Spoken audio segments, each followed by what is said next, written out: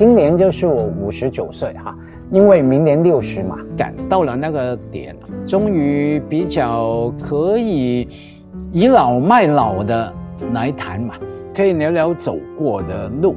好像张爱玲倾城纪念，范柳原跟那个白流苏说，有些话您自己都不敢说的，自己听都脸红的哈，那只好留下来吧，留在一个很秘密的海滩上面吧。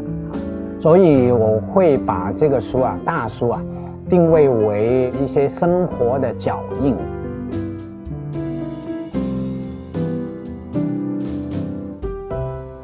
因为疫情的关系，过去2、3年啊，留在家嘛，比较安全嘛啊。我的学生变成我的网友了，我一打开电脑就说 ：“Hello， 各位网友，大家好。”完全好像做网红一样，学生也穿着睡衣啦，躺在床上来上课啦。因为我的行当啊，其实一直是教书写作啊，其他还好，这没有改变啊。唯一的烦恼是什么呢？以前我在家里，我老婆不在，我多快乐，很自由啊。可是现在我太太也出不了门啊，我在家里，她也在家里啊。有那个同居生活经验的人都了解了啊。那我就不多说了。我女儿早就去了其他地方工作哈。我们现在不仅是分房生活的状态，甚至叫什么逐水草而居，4个房间啊，各有各的生活空间。约会就约在客厅嘛，喝个咖啡啊，看电影啊，聊聊天啊，有时候吵架啦等等。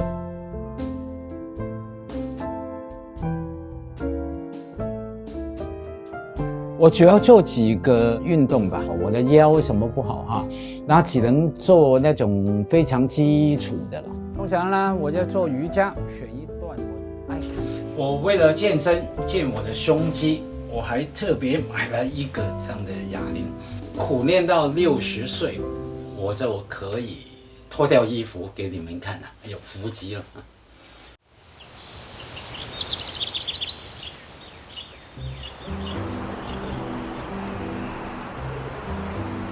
现在写第3部曲，4、5个月了，才写了几万字，写到香港的70年代、80年代、90年代，好像我就马上回去我出生成长的年代。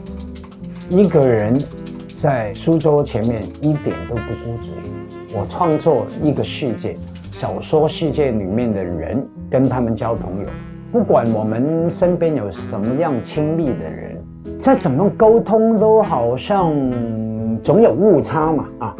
不写作的时候，在现实生活里面才是孤独的。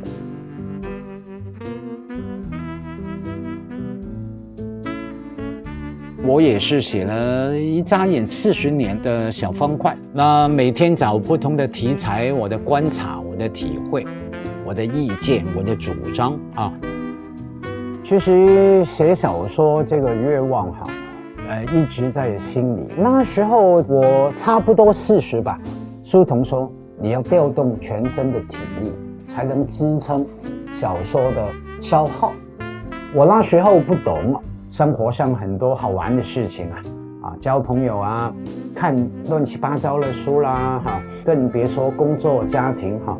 所以没有下一个决心，可是到了快50岁了，觉得不对劲了，发现朋友越来越小了，好像有些死掉了，然后没死的一半呢，生不如死啊，没有时间了哈，再不写，我这个愿望好像没办法来完成，那所以呢，越老一年呢，我活下来的感觉越强烈，活下来做什么呢？写作。我张爱玲的手稿我有2份，我就放在一个超级市场买完东西的塑胶袋就放着而已。它一定是改过无数次，已经是最后一稿了，上面还涂改的。好，这个是张大春写的春联，他每年都给我，非常感谢他啊。双天至尊啊。至尊啊，双至尊天，因为是我香港3部曲第3本书哈。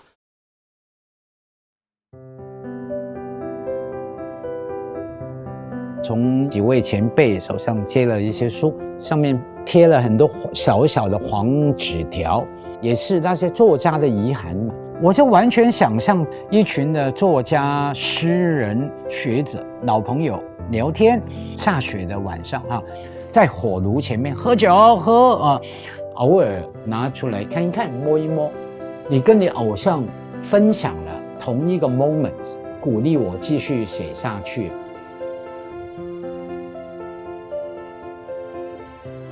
我这个年龄不叫大叔了，我叫大伯了，大爷了。我蛮喜欢一句老话的：老要癫狂，少要稳。年轻人最好稳重一点，你稳重了，沉着，你才能找到不同的路。我经常有点开玩笑的说：哎呀，你们年轻人啊，越来越保守。可能因为现代社会的买房啦、生活啦、996啦，各种的现实压力吧，还是要面对啊。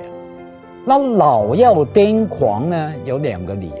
第一个呢，是说你时间不多了；第二个呢，假如不癫狂呢，什么都很拘谨、很严肃，你会给年轻人、给晚辈很大的压力。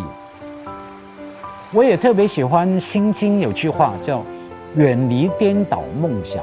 对我来说，我不是远离，反而我年轻的时候呢，好像很拘谨、很自在的享受我现在的情况，所以我就亲近颠倒梦想。